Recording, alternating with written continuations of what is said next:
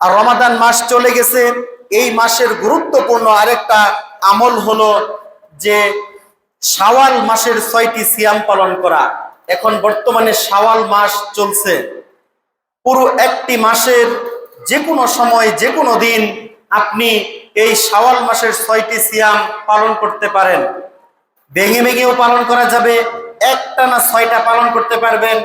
যদি মনে করেন আজকে সিয়াম পালন করলেন, কালকে আমি ভেঙে ফেললেন, কালকে সিয়াম রাখলেন না, পরের দিন রাখলেন, এরকম 30 দিনে মোট 6টি সিয়াম আমরা যদি পালন করতে পারি, তাহলে রাসূলুল্লাহ সাল্লাল্লাহু আলাইহি ওয়াসাল্লাম তিনি বলেছেন সারা বছর 365 দিন সারাটি বছর সিয়াম পালন করলে যেই নেকি অর্জন করা সম্ভব, মহান আল্লাহ তাআলা এই 6টি সিয়াম পালন করার মাধ্যমে সেই নেকি আমাদের আমলনামায় লিখে দেন।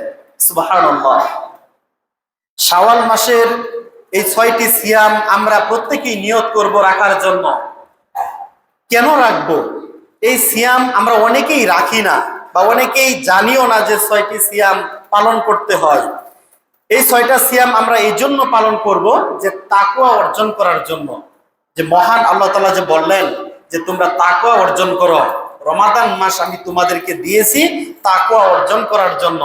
এই জন্য আমরা যাতে তাকওয়া অর্জন করতে পারি, আর এই তাকওয়া শুধু একটি মাসের জন্য না, পুরো 11টি মাস রমাদান সহ 12টি মাস যেন আমি তাকওয়া পূর্ণভাবে থাকতে পারি, সুন্দরভাবে জীবন যাপন করতে পারি, এই জন্য এই সিয়ামগুলো আমাকে পালন করতে হবে।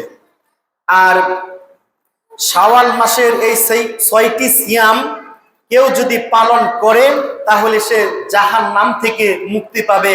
কারণ যে ব্যক্তি সারা বছর সিয়াম পালন করতে পারে, সেই নেকি অর্জন করতে পারে, মহান আল্লাহ তাআলার কাছে এই আমলটা এত বেশি প্রিয় হয় যে ওই ব্যক্তিকে মহান আল্লাহ তাআলা জান্নাতে প্রবেশ করাবেন।